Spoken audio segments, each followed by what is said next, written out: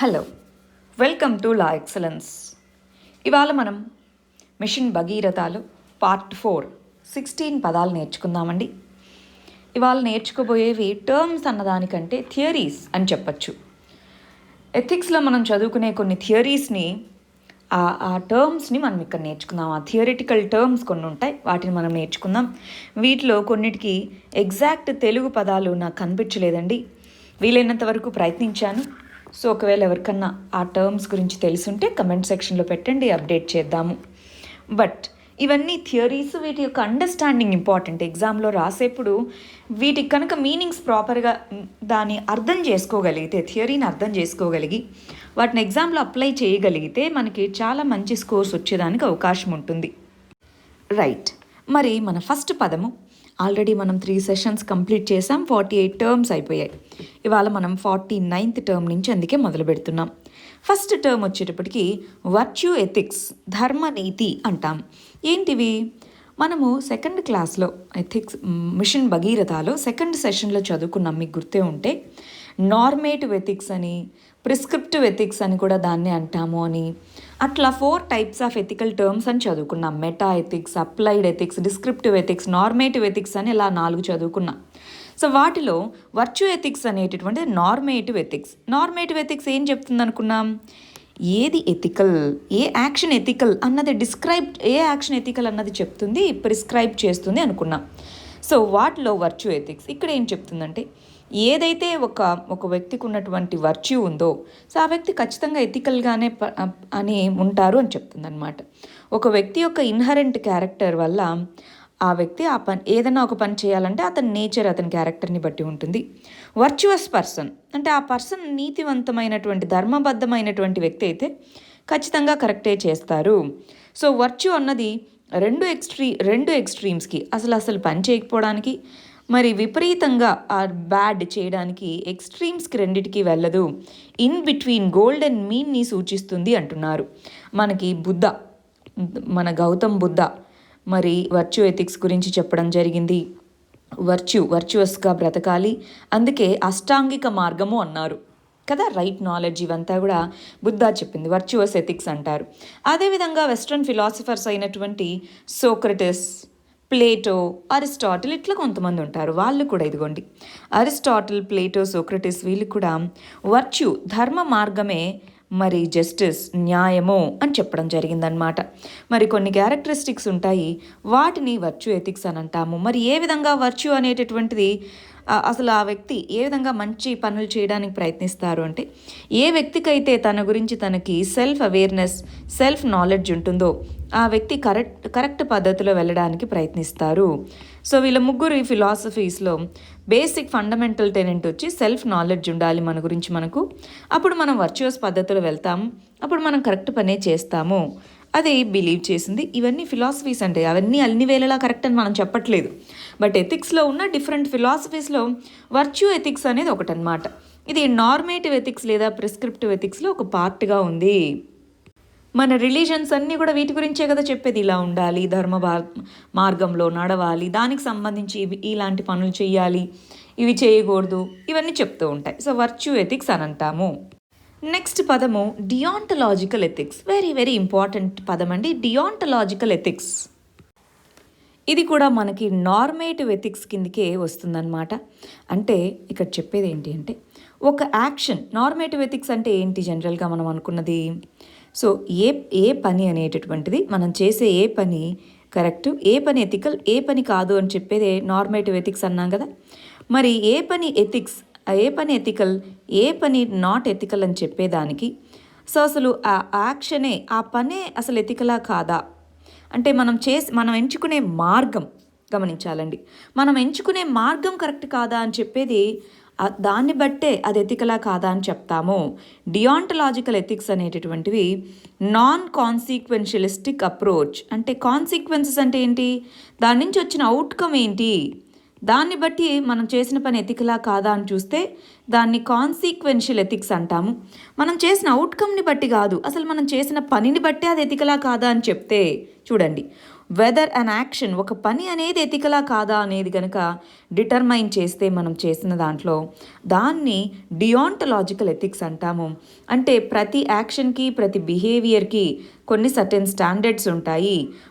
మన బిహేవియర్, మన యాక్షన్, మనం చేసే ప్రతి పనికి స్టాండర్డ్స్ అనేవి ఉంటాయి అని చెప్పేవే డియాంటలాజికల్ ఎథిక్స్. సింపుల్గా చెప్పాలంటే మీన్స్ అంటే మనం చేసే పద్ధతిని బట్టి ఆ పని ఎథికల్ అని చెప్పాలా. ఎండ్స్ అంటే మనకు వచ్చినటువంటి మనం సాధించిన లక్ష్యాన్ని బట్టి దాన్ని ఎథికల్ అని చెప్పాలా. ఫర్ ఎగ్జాంపుల్ దొంగతనం చేయడము, దొంగతనం చేసిన దాన్ని పేదవాళ్ళకి పంచడము. సో దొంగతనం చేయడం అన్నదే ఎథికలా కాదా? దొంగతనం చేశాను సరే, కానీ దాన్ని పేదవాళ్ళకి పంచాను కాబట్టి అది కరెక్టే, మోరల్ అని చెప్పే వాళ్ళు ఉంటారు. అలాంటి ఫిలాసఫీని కాన్సీక్వెన్షియలిస్ట్ అంటారు. కాన్సీక్వెన్సెస్ని బట్టి అంటే ఎండ్స్ని బట్టి అది ఎథికలా కాదా అని చెప్పడము.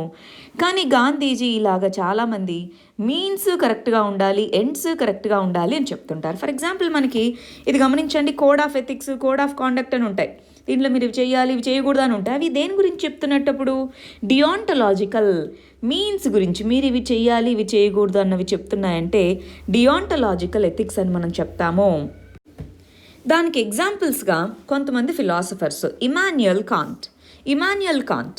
సో అతని యొక్క ఫిలాసఫీ పేరు కేటగిరికల్ ఇంపరేటివ్ అంటారు. అంటే ఏం చెప్తున్నారు? ఇదిగో కొన్ని మోరల్ ఆబ్లిగేషన్స్, అవి ఖచ్చితంగా ప్రతి ఒక్కళ్ళు ఫాలో అవ్వాలి. సో అవి రీజన్, మన ఆలోచనలో రీజన్ వల్ల అది వస్తుంది. అంటే మన ఎమోషన్స్ ఇవన్నీ కాదు. కాగ్నిటివ్ అంటే థింకింగ్ కెపబిలిటీ వల్ల వస్తుంది.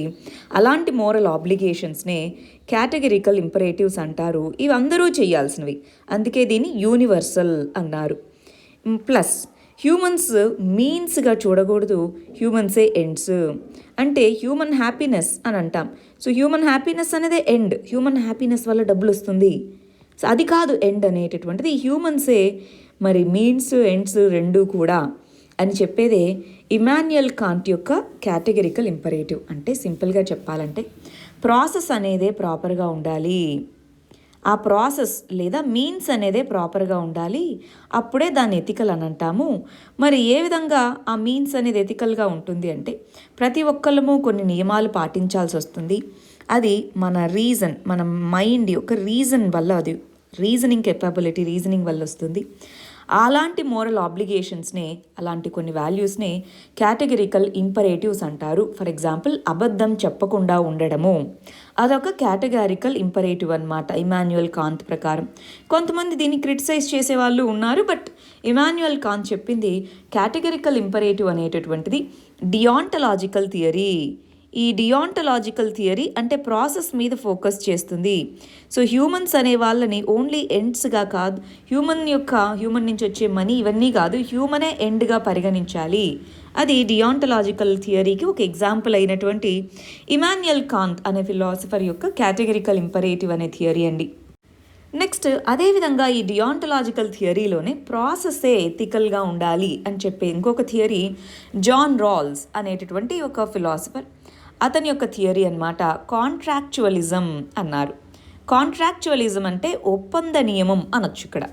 సో ఒప్పంద నియమం అనేటటువంటిది అంటే ఇక్కడ ఏం చెప్తున్నారంటే ఏది ఎథికల్ ఏది కాదు అనేటటువంటిది అందరూ కలిసి మ్యూచువల్ కాంట్రాక్ట్, అందరూ కలిసి ఒప్పందం ద్వారా వాటిని డిసైడ్ చేసుకోవాలి. ఈ మోరల్ ఆబ్లిగేషన్స్ అనేటటువంటివి లేదా మోరల్ ప్రిన్సిపల్స్ అనేటటువంటివి అన్బయాస్డ్గా, ఒకరికి ఉపయోగంగా ఇంకొకళ్ళకి అలా కాకుండా అన్బయాస్డ్గా ఉండాలి. మరి ఏ విధంగా అన్బయాస్డ్గా ఉండొచ్చు? ఇది ఇంపార్టెంట్ పదం అండి. వీల్ ఆఫ్ ఇగ్నోరెన్స్ అంటారు. వీల్ అంటే ముసుగు. సో వీల్ ఆఫ్ ఇగ్నోరెన్స్ అంటే అవతల వ్యక్తి ఎవరు, మనం రేపు ఏ సిచ్యువేషన్లో ఉంటాము, ఇవేమీ మనం ఆలోచించకుండా మనము least of the least person ప్లేస్లో ఉంటే, weakest of the weakest person ప్లేస్లో ఉంటే మనం దేన్ని మోరల్ అని చెప్తాము. అలాంటి వాల్యూస్ని అందరూ కలిసి ఒక ఒప్పందం ప్రకారం చేసుకోవడాన్నే కాంట్రాక్చువలిజం అని చెప్పడం జరిగింది. ఆ మోరల్ ప్రిన్సిపల్స్ అనేటటువంటి వాటినే అవి ఎథికల్ అవుతాయి, అవి మోరల్ అవుతాయి అన్నారు. అంటే రాల్స్ యొక్క థియరీ కూడా డియాంటలాజికల్ థియరీనేనా? అవునా, డియాంటలాజికల్ థియరీనే. సో ఇది పర్సనల్ సెల్ఫ్ ఇంట్రెస్ట్ని, క్లాస్ ఇంట్రెస్ట్ని పక్కన పెట్టేసి మోరల్ ఆబ్లిగేషన్స్ని డిఫైన్ చేయడానికి మనకు ఉపయోగపడుతుంది veil of ignorance. John Rawls contractualism అనేది ఆయన థియరీ. దాంట్లో వాడిన మెథడ్ వీల్ ఆఫ్ ఇగ్నోరెన్స్ అన్నమాట. నెక్స్ట్ పదం టీలియలాజికల్ ఎథిక్స్ అండి. టీలియలాజికల్ ఎథిక్స్ అంటే ఏంటి? మనకి ఈ నైతిక విలువలు, ఎథిక్స్కి సంబంధించి ఎథిక్స్ని 4 రకాల కోణాల నుంచి చదవచ్చు అని అనుకున్నాం. ఫస్ట్ క్లాస్, సెకండ్ క్లాసెస్లోనే మనం నేర్చుకున్నాం. ఒకటి మెటా ఎథిక్స్ అన్నాము. మెటా ఎథిక్స్ అంటే అసలు ఎథిక్స్ అంటే ఏం అనాలి, ఫండమెంటల్స్ని క్వశ్చన్ చేసేది. రెండోది నార్మేటివ్, అసలు ఏది ఎథికల్, ఏ యాక్షన్ ఎథికల్, ఏ యాక్షన్ కాదని చెప్పేది. డిస్క్రిప్టివ్, కొన్ని చోట్ల కొన్ని యాక్షన్స్ ఎథికల్ అని ఎందుకు అంటున్నారు, కొన్ని చోట్ల ఎలా ఉన్నాయి వాటిని డిఫైన్ చేసేవి. నాలుగోది అప్లైడ్ ఎథిక్స్ అన్నాము. ఇలా 4 రకాలైనటువంటి బ్రాంచెస్గా ఉంటే దాంట్లో మళ్ళీ నార్మేటివ్ లేదా దీన్నే ప్రిస్క్రిప్టివ్ అంటారు. దీంట్లో మళ్ళీ 2 రకాలైనటువంటి ఎథికల్ థియరీస్ ఉన్నాయి. ఒకటి ఇందాక చదివినటువంటి డియాంటలాజికల్ థియరీస్, రెండోది టీలియలాజికల్ థియరీస్. డియాంటలాజికల్ థియరీస్ అంటే ఏంటి? ప్రాసెస్ అనేటటువంటిది ఎథికల్గా ఉండాలి అని చెప్పే థియరీని డియాంటలాజికల్ థియరీని. టీలియలాజికల్ థియరీ అంటే ఎండ్స్ అంటే ఏంటి? అవుట్కమ్ అనేటటువంటిది ఎథికల్గా ఉంటే మరి అది ఓవరాల్గా ఒక పని యొక్క అవుట్కమ్ ఎథికల్గా ఉంటే ఆ చర్యను మనం ఎథికల్ యాక్టివిటీగా చెప్పచ్చు అని చెప్పేదన్నమాట. సో ఇక్కడ టీలియలాజికల్ ఎండ్స్ మన యొక్క అవుట్కమ్స్, మనకు వచ్చేటటువంటి ఏ విధమైనటువంటి అవుట్కమ్ ఉంటుందో దాన్ని బట్టి. సో ఇవి నార్మేటివ్ ఎథిక్స్. ఇది కాన్సిక్వెన్షియలిస్ట్ అప్రోచ్ అంటున్నారు. సో డియాంటలాజికల్ అప్రోచ్ని నాన్ కాన్సిక్వెన్షియలిజం అని చెప్పచ్చు. ఎందుకంటే అవి కాన్సిక్వెన్సెస్ మీద ఆధారపడవు. ఏ కాన్సిక్వెన్స్ వచ్చినా చేసిన పని కరెక్ట్గా ఉండాలి అని. టీలియలాజికల్ అనేటటువంటిది కాన్సిక్వెన్షియలిస్టిక్ అప్రోచ్ అని చెప్పచ్చు. అంటే దాని నుంచి వచ్చే కాన్సిక్వెన్సెస్ ఏంటి అన్న దాన్ని బట్టి డిసైడ్ చేస్తాం అది ఎథికలో కాదో అని చెప్పేది. సో ఈ యాక్షన్స్ని ఎప్పుడు ఎథికల్గా అంటాము? దాని నుంచి వచ్చేటటువంటి అవుట్కమ్స్ అనేటటువంటివి, దాని నుంచి మనకు వచ్చేటటువంటివి ఎథికల్గా ఉన్నప్పుడు. అంటే అసలు ఒక బిహేవియర్కి లేదా ఒక కాంటాక్ట్కి అసలు స్టాండర్డ్స్ అనేవి ఏవి ఉండవు.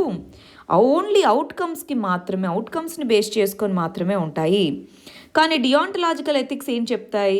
ఒక మోరల్ బిహేవియర్కి స్టాండర్డ్స్ అంటూ ఉంటాయి అని చెప్పేది డియాంటలాజికల్ ethics.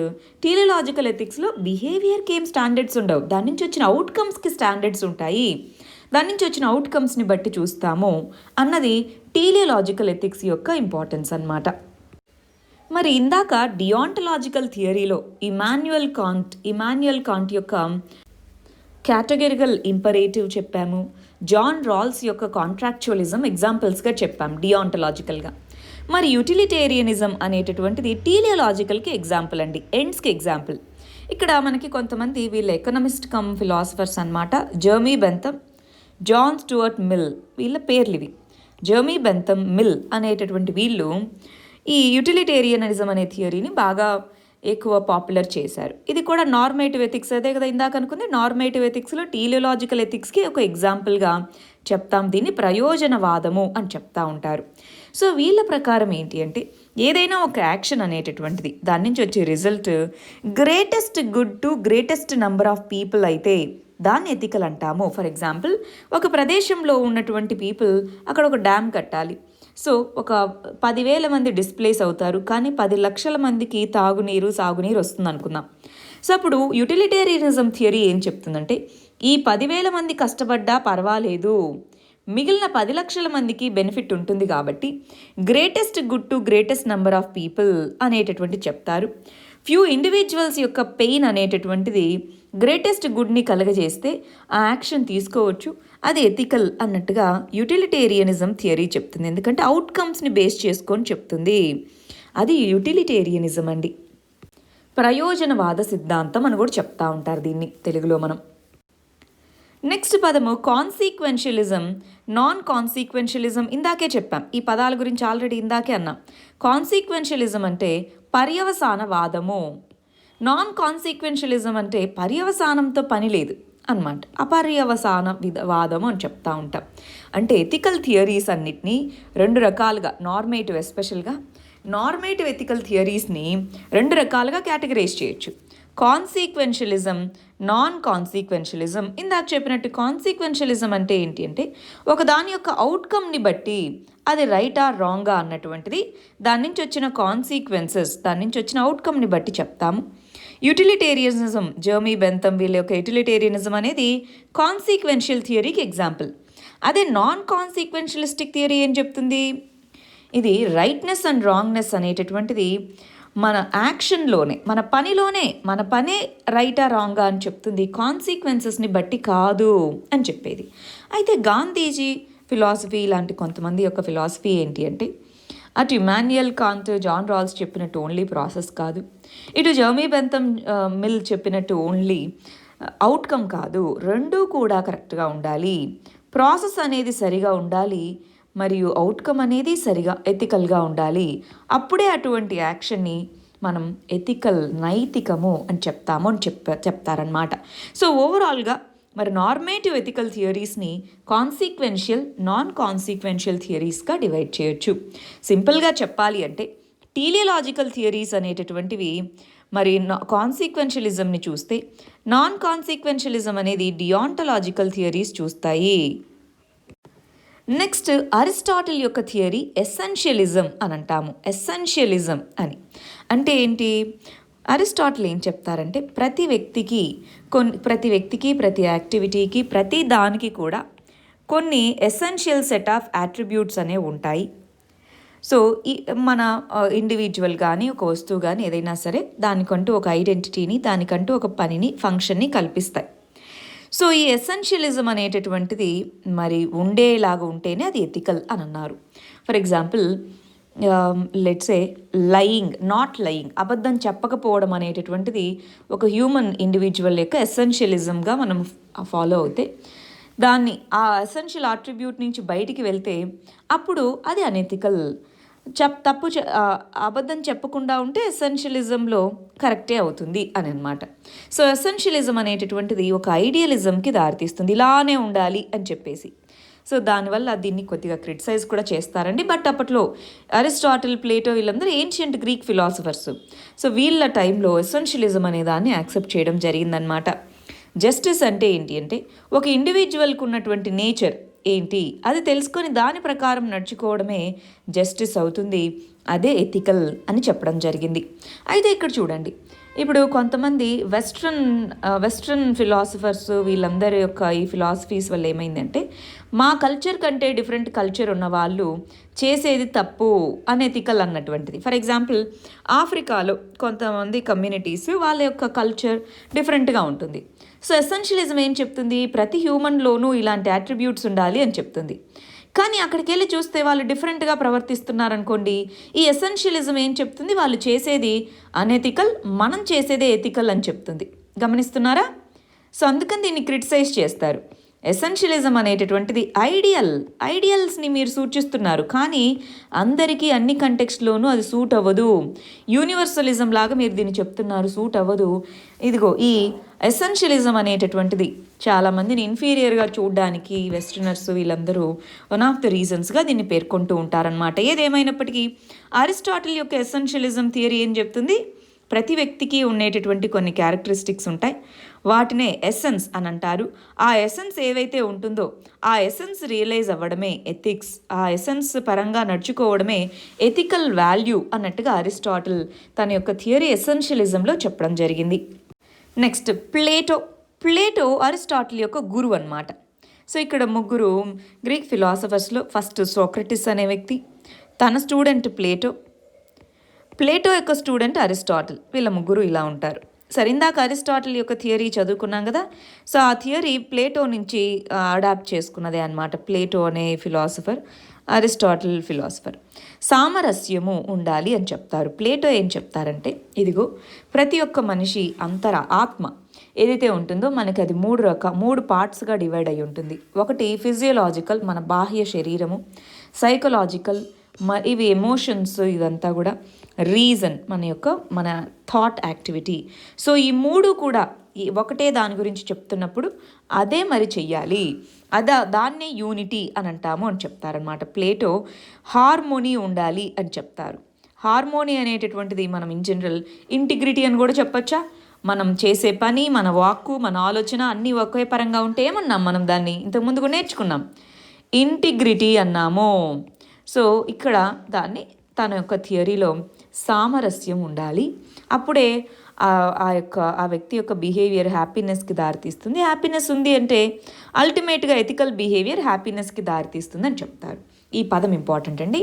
Plato harmony of nature or soul ఏదైతే ఉంటుందో ఆత్మ అంటారు, దానికి హార్మోనీ ఉండాలి. హార్మోనీ ఉంటేనే ఈ మూడింటిని మరి పాటించగలిగితేనే హార్మోనీ ఉంటుంది అని చెప్పడం జరిగింది. సో గమనించాలి, ఇక్కడ ప్లేటో వచ్చేటప్పటికి దాన్ని హార్మోనీ అని చెప్తారు, హార్మోనీ ఆఫ్ నేచర్ అని చెప్తారు. నేచర్, ఒక హ్యూమన్ యొక్క నేచర్లో హార్మోనీ ఉండాలి అని చెప్పేసి. అదే అరిస్టాటిల్ వచ్చేటప్పటికి ఎసెన్స్ రియలైజేషన్ అంటారు. అదే విషయాన్ని వేరే పదాల్లో మన ఎసెన్స్ ఏంటి అని తెలుసుకొని దాన్ని రియలైజ్ అవ్వాలి అని చెప్తారు. సోక్రటిస్ కూడా అదే చెప్తారనమాట. సెల్ఫ్ నాలెడ్జ్ అనేటటువంటిది ఉండాలి. సెల్ఫ్ నాలెడ్జ్ అనేటటువంటిది ఉంటే మరి మనం చేసే పని ఇవంతా కూడా మంచిగా ఉంటాయి. సో ముగ్గురు చెప్పేది కూడా అల్టిమేట్గా ఇవన్నీ చేస్తే హ్యాపీనెస్, అల్టిమేట్గా వచ్చేటటువంటి హ్యాపీనెస్ అన్నదే ఎథికల్ ఉంటే అన్నిటికీ. ఎథికల్ అసలు ఎందుకు ఉండాలి అంటే అల్టిమేట్గా ఎథిక్స్ లీడ్ చేసేది దేనికి అంటే హ్యాపీనెస్ని. సో అది వీళ్ళ ముగ్గురు చెప్పినటువంటి ఫిలాసఫీస్లో ఎసెన్షియల్ పార్ట్ అనమాట. నెక్స్ట్ డయాలెక్టిక్స్. డయాలెక్టిక్స్ అనేది ఒక ప్రాసెస్ అనమాట, వాదన అంటాము. సో ఇక్కడ ఏంటి, ఫర్ ఎగ్జాంపుల్ ఇది నా థియరీ అని మీరు చెప్పారు, అది ఎందుకు అని ఇంకొకళ్ళు ఈ క్వశ్చన్ అడగచ్చు. సో ఆ క్వశ్చన్కి ఆన్సర్గా మీరు ఇంకొక వాదన చెప్తారు మీ సైడ్ నుంచి. ఈ వాదనకి అగెయిన్స్ట్గా మళ్ళీ ఆ వ్యక్తి ఇంకో క్వశ్చన్ అడుగుతారు, దానికి ఆన్సర్గా మీరు ఇంకొక ఏదో చెప్తారు, దానికి ఇంకొకటి. సో ఈ విధంగా వాదన ప్రతివాదనల ద్వారా ఈ డయాలెక్టిక్ మెథడ్ అంటారండి దీన్ని. క్వశ్చనింగ్, ప్రతిదాన్ని కూడా క్వశ్చనింగ్ అనేటటువంటి చేసుకుంటూ వెళ్తే ఒక విషయం గురించినటువంటి డిఫరెంట్ వ్యూ పాయింట్స్ ఏంటో తెలుస్తాయి. దాని ద్వారా రీజన్డ్ మెథడ్స్ ద్వారా ఏది ట్రూత్ ఏది కాదు అని కనుక్కోవడం. సో ఇది అన్ని రకాల ఫిలాసఫీస్కి మూలము డయాలెక్టిక్స్ అన్నమాట. ఫర్ ఎగ్జాంపుల్ మీరు అరణ్యకాలు అని మనం చదివే ఉంటాం, అవునా? హిస్టరీలో కానీ వీటిలో మీరు చదివే ఉంటారు అరణ్యకాస్. సో గురువు యొక్క పాదాల చెంత ఆర్ మనం గురువు ఆశ్రమంలో ఉండి నేర్చుకునే టైంలో మరి క్వశ్చన్, సో ఒక స్టూడెంట్ క్వశ్చన్ అడుగుతారు, మరి దానికి గురువు సమాధానం, దానికి మళ్ళీ ప్రతివాదనగా ఇంకో క్వశ్చన్ సమాధానం, ఇంకొక ప్రతివాదన. సో ఇలాగా చేసుకుంటూ వెళ్ళడమే ఫిలాసఫీకి బేసిస్ అనమాట. ఒక క్వశ్చన్ అడిగే వదిలేయడం కాదు, దాన్ని క్వశ్చన్ చేసుకుంటూ వెళ్ళాలి, డయాలెక్టిక్స్ అని చెప్తా ఉంటారు. అన్ని ఫిలాసఫీస్కి ఇది మూలం. ప్రతి ఒక్క ఫిలాసఫర్ ప్రతి ఒక్క టైంలోనూ ఏన్షియంట్ పీరియడ్ నుంచి ఇప్పటి వరకు కూడా డయాలెక్టిక్ మెథడ్ అనేది బెస్ట్ రిజల్ట్స్ని దారితీస్తుందని చెప్తారు. బట్ ఈ కెపాసిటీస్ కానీ దీన్ని గ్రహించేటటువంటిది కానీ సమాజంలో కొద్దిగా తగ్గిపోయిందండి. క్వశ్చన్ చేయడం బ్యాడ్ అనే దీనికి వచ్చారు. నెక్స్ట్ పదాలు వచ్చేటప్పటికి పవర్ అండ్ జస్టిస్, ఇవి ఇంపార్టెంట్. సో పవర్ మరియు జస్టిస్కు ఉన్నటువంటి అధికారము మరియు న్యాయము అంటాం. వీటికి ఉండేటటువంటి లింక్ ఏంటి? ఎంతోమంది ఫిలాసఫర్స్ వీటి గురించి మాట్లాడడం జరిగింది. ఎసెన్షియల్గా పొలిటికల్ ఫిలాసఫర్స్ దీని గురించి మాట్లాడడం జరిగింది. నీజే అనేటటువంటి ఒక జర్మన్ ఫిలాసఫర్, అతను ఏం చెప్తారంటే, ఇప్పుడు Charles Darwin theory of evolution అనేది ప్రపోజ్ చేశారు, అవునా అండి? థియరీ ఆఫ్ ఎవల్యూషన్ ప్రకారం ఏం చెప్పారు చార్ల్స్ డార్విన్? ఎవరైతే మరి అక్కడ ఉన్నటువంటి కండిషన్స్కి సూటబిలిటీస్కి అడాప్ట్ అవ్వగలిగారో మరి సర్వైవల్ ఆఫ్ ది ఫిట్టెస్ట్ అని చెప్తారు. అవే సర్వైవ్ అయ్యాయి. So survival of the fittest అన్నది బయలాజికల్ థియరీగా చెప్పారు. మరి ఈ బయలాజికల్ థియరీని ఫిలసాఫికల్ థియరీగా నీజే మారుస్తూ, ఇదిగో ఎవరు పవర్ఫుల్ వాళ్ళు చెప్పిందే జస్టిస్, పవర్లో ఉన్నవాళ్ళు చెప్పిందే జస్టిస్ అన్నట్టుగా నీజే వచ్చేసి ఆరిజిన్ ఆఫ్ జస్టిస్ అనేటటువంటిది ఈక్వలైజేషన్ లేదా అగ్రిమెంట్. సో పవర్స్ మధ్య, ఈక్వల్ పవర్స్ మధ్య మాత్రమే అగ్రిమెంట్ ఉంటుంది. అన్ఈక్వల్ పవర్స్, లెస్ పవర్ఫుల్గా ఉన్నారనుకోండి, వాళ్ళు ఖచ్చితంగా పవర్ఫుల్ పీపుల్ చెప్పింది వినాల్సిందే, అదే న్యాయము. గమనించాలి. బయలాజికల్ థియరీ అనేటువంటి థియరీ ఆఫ్ ఎవల్యూషన్ని బేసిస్గా తీసుకొని నీజే తను రాసిన బుక్లో పవర్ అండ్ జస్టిస్ అనేటటువంటివి, ఎవరు పవర్ఫుల్ అయితే వాళ్ళు చేసిందే జస్టిస్. ప్రాక్టికల్గా ఇప్పుడు మనం చూస్తున్నటువంటిది ఫర్ ఎగ్జాంపుల్ యుఎస్ఏ, మరి యుఎస్ఏ ఆఫ్ఘనిస్తాన్లో చేసింది ఇవంతా కూడా పవర్ ఉంది అని చేశాయి, కానీ అది జస్టిస్ అని చెప్తున్నామా అండి? మోడర్న్ డేలో ఎవరు పవర్ఫుల్ ఉన్నవాళ్ళు ఏం చేసినా జస్టిస్ అని చెప్పేలాగుందా? లేదు. కొన్ని రూల్స్, కొన్ని న్యాయాలు ఉన్నాయి. బట్ చాలా వరకు సాడ్లీ పవర్ అనేటటువంటిదే రూల్ చేస్తుంది అని మనం చెప్పచ్చు. ఎవరు పవర్ఫుల్లో వాళ్ళు చెప్పిందే చెల్లుతుందన్నది కొంతవరకు ప్రాక్టికల్గా ఉన్నప్పటికీ అల్టిమేట్లీ పవర్ అనేటటువంటిది అన్ని వేళలానూ మరి జస్టిస్ కాదు. కొన్నిసార్లు పవర్ జస్టిస్కి ఉపయోగించవచ్చు, పవర్ ఇంజస్టిస్ చేయడానికి కూడా ఉపయోగించవచ్చు. మరి చాణక్య అర్థశాస్త్ర అనే బుక్లో ఏం రాశారు? పవర్ అనేది అబ్జల్యూట్గా ఉండకూడదు. పవర్ఫుల్ పీపులే పవర్ ఉంటే అది మత్స్య న్యాయం అవుతుంది. పెద్ద చేప చిన్న చేపను మింగడం, ఇంకా పెద్ద చేప ఈ పెద్ద చేపను మింగడం, ఇది జరుగుతుంది. సో మత్స్య న్యాయ అనేది కరెక్ట్ కాదు, అది ఎథికల్ కాదు. కింగ్ మరి ఆ వీకర్ పీపుల్ని వల్నరబుల్ పీపుల్ని ప్రొటెక్ట్ చేయాలి, అది ఎథికల్. చాణక్య చెప్పినటువంటి అర్థశాస్త్ర అనేటటువంటి బుక్లో నీతి ఏంటి అంటే అధికారం ఉంది కదా అని చెప్పేసి దాన్ని విచ్చలవిడిగా వాడకూడదు. అధికారం ఉన్న వాళ్ళే రూల్ చేయాలి అంటే అది న్యాయం కాదు.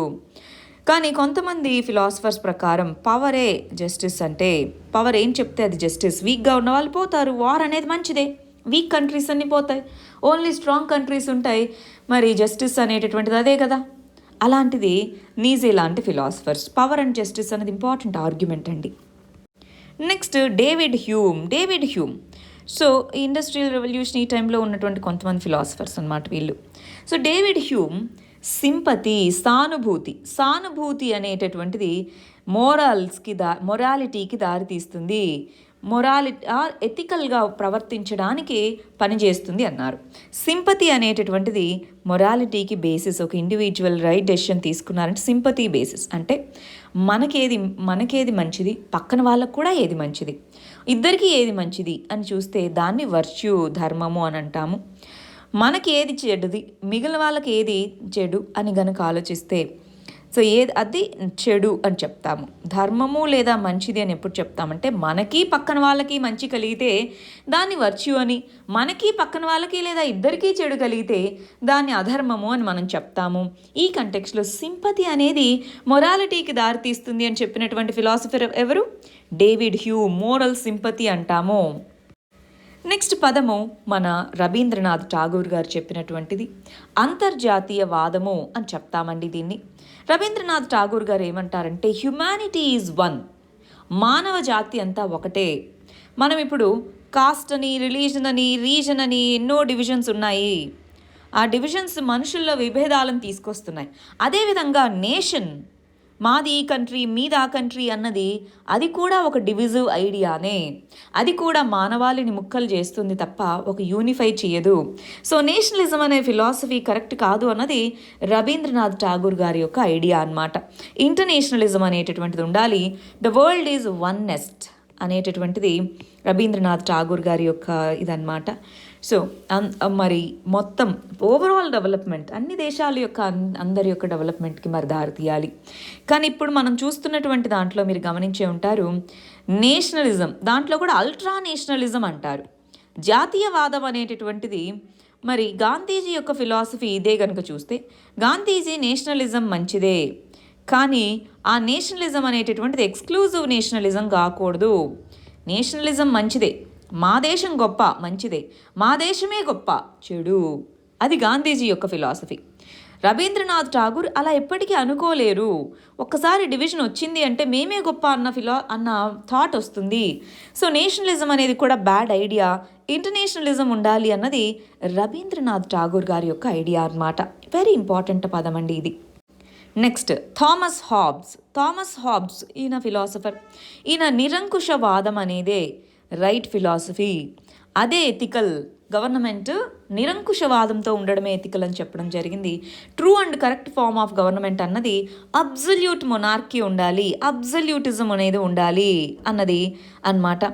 సో ఇక్కడ కింగ్కి సుప్రీం అథారిటీ ఉండాలి, అన్చెక్డ్ పవర్ అనేటటువంటిది ఇవ్వాలి, డెమోక్రసీ ఇవన్నీ కరెక్ట్ ఫార్మ్స్ కాదు అని చెప్పినటువంటి ఆ ఫిలాసఫీని అబ్జల్యూటిజం అని అంటారు. సో ఈ వాదనని లెవేథాన్ అనేటటువంటి ఈ బుక్లో థామస్ హాబ్స్ వినిపించడం జరిగిందనమాట. బట్ ఇప్పుడు మనం దీన్ని పాటిస్తున్నామా? లేదు. బట్ ఇవన్నీ ఫిలాసఫీస్ కాబట్టి ఆ పదాలకి మీనింగ్స్ తెలుసుకుంటే మనకి యూజ్ అవుతుంది ఎప్పుడైనా. నెక్స్ట్ సామాజిక ఒప్పంద సిద్ధాంతము లేదా సోషల్ కాంట్రాక్ట్ థియరీ అంటాం. సో ఇందాక చెప్పినటువంటి థామస్ హాబ్స్ కానీ, జాన్ లాక్, రూసో ఇలాంటి ఫిలాసఫర్స్, వీళ్ళకంటే ముందు నుంచి కూడా ఉన్న ఇలాంటి ఫిలాసఫర్స్ వీళ్ళందరూ సోషల్ కాంట్రాక్ట్ థియరీ దీన్ని హైలైట్ చేశారు. వీళ్ళేమంటారు, ఒక సొసైటీలో కొన్ని రూల్స్ అవి పెట్టుకున్నారు, మోరల్ అండ్ పొలిటికల్ రూల్స్ అనేటటువంటివి ఒక యూనిఫామిటీ ఉండాలి అని చెప్పి సొసైటీలో ప్రజలందరూ కలిసి పెట్టుకున్నారు. ఆ సిద్ధాంతాన్నే social contract theory. Thomas Hobbes ఏమంటారు, అందుకని ఈ రూల్స్ ప్రకారమే రూలర్కి పవర్స్ ఇచ్చారు కాబట్టి అవి అబ్జల్యూట్గా ఉండాలి ఆ పవర్స్ అన్నటువంటివి. సో అవి అబ్జల్యూటిజం అంటారు. జాన్ లాక్ లేదు, అలా అబ్జల్యూట్ కాదు, ప్రజల దగ్గర నుంచి వచ్చింది కాబట్టి సపరేషన్ ఆఫ్ పవర్ ఉండాలి, మరి ప్రజలకి రెస్పాన్సిబుల్గా ఉండాలి, రూలర్ ప్రజలకు రెస్పాన్సిబుల్గా ఉండాలి అని జాన్ లాక్, రూసో చెప్తారు. థామస్ హాబ్స్ లేదు, ఎలాగో కాంట్రాక్ట్ ద్వారా ఇచ్చారు కాబట్టి మరి అబ్జల్యూట్ పవర్ అనేటటువంటి వాళ్ళ దగ్గర ఉంటుంది అని చెప్పే సిద్ధాంతమే సోషల్ కాంట్రాక్ట్ థియరీ అని పిలుస్తూ ఉంటారు. మరి ఫైనల్గా ఇవాల్టి టర్మ్ గాంధీజీ 7 సిన్స్, 7 పాపాలు అంట.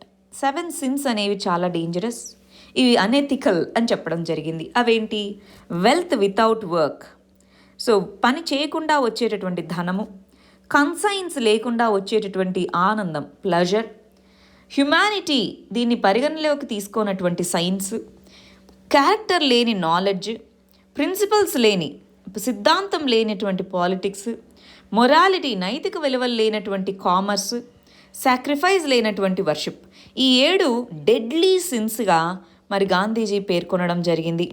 సో ఇవన్నీ అనెథికల్, గాంధీజీ దృష్టిలో ఈ 7 విధాలుగా ఉండడం అనేటటువంటిది అనెథికల్. సో బిజినెస్ అనేది ప్రాఫిట్ని బేస్ చేసుకుని ఉండొచ్చు, కానీ అది మొరాలిటీ నైతిక విలువల్ని కోల్పోకూడదు, నైతిక విలువల్ని కోల్పోయి బిజినెస్ కోసం ఏదైనా అన్నటువంటిది ఉండకూడదు. ఇవి మరి వాళ్ళ 16 పదాలండి. ఇవి కొద్దిగా ఫస్ట్ టైం చదువుతున్న వాళ్ళకి కొద్దిగా కష్టంగా అనిపిస్తూ ఉంటాయి. వీలైతే మళ్ళీ ఒకసారి చూడండి, చాలా చాలా ఇంపార్టెంట్ ఇవి, అందుకనే మళ్ళీ రిపీటివ్గా చెప్తున్నా అండి. చాలా ఇంపార్టెంట్, కొంత టైం పడుతుంది వీటిని అర్థం చేసుకోవడానికి ఫస్ట్ టైం మీరు చదువుతూ ఉంటే. ఆల్రెడీ తెలుసు అన్నప్పుడు ఇవి ఈజీగానే ఉంటాయి, ఒకసారి రివిజన్ చేసి పెట్టుకోవాలి. All the very best, thank you very much.